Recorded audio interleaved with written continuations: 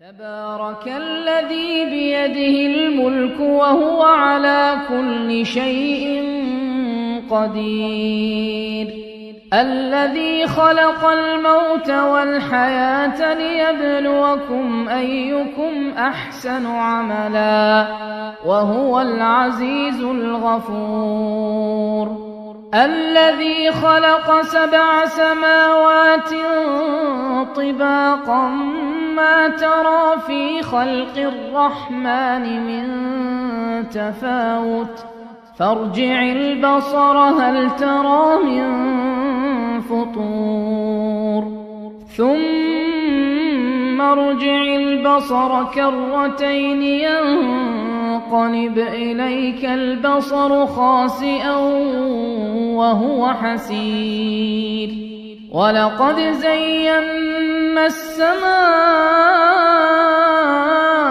الدنيا بمصابيح وجعلناها رجوما للشياطين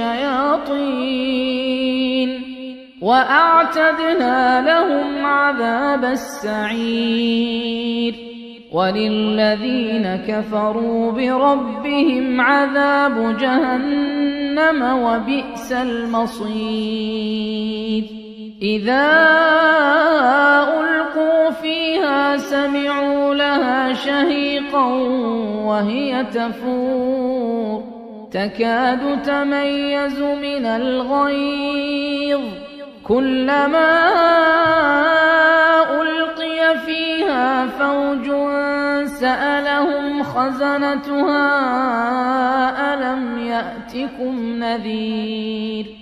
قالوا بلى قد جاءنا نذير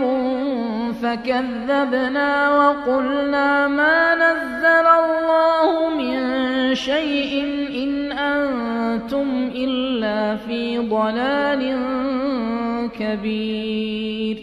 وقالوا لو كنا نسمع أو نعقل ما كنا في أصحاب السعير فاعترفوا بذنبهم فسحقا لأصحاب السعير إن الذين يخشون ربهم بالغيب لهم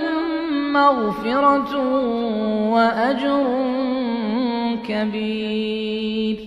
وأسروا قولكم أو اجهروا به إنه عليم بذات الصدور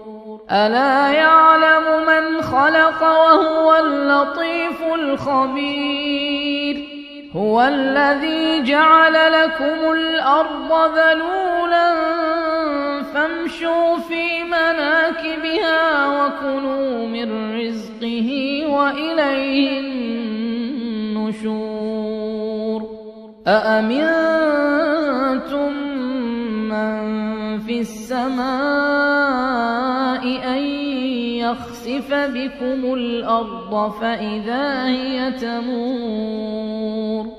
أم أمنتم من في السماء أن يرسل عليكم حاصبا فستعلمون كيف نذير ولقد كذب الذين من قبلهم فكيف كان نكير أولم يروا إلى الطير فوقهم صافات ويقبضن ما يمسكهن إلا الرحمن إنه بكل شيء بصير أمن هذا الذي هو جند لكم ينصركم من دون الرحمن إن الكافرون إلا في غرور أمن هذا الذي يرزقكم إن أمسك رزقه بل لجوا في عتو ونفور أفمن يمشي مكبا على وجهه أهدى أمن يمشي سويا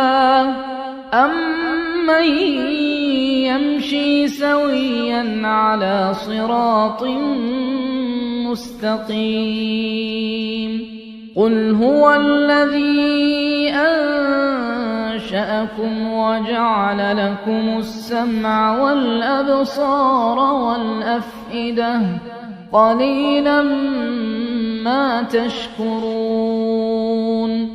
قل هو الذي ذرأكم في الأرض وإليه تحشرون ويقولون متى هذا الوعد إن كنتم صادقين قل إنما العلم عند الله وإنما أنا نذير مبين فلما رأوه زلفة سيئت وجوه الذين كفروا وقيل هذا الذي كنتم به تدعون قل أرأيتم إن أهلكني الله ومن معي أو رحمنا فمن يجير الكافرين من عذاب أليم قل هو الرحمن آمنا به وعليه توكلنا فستعلمون من هو في ضلال مبين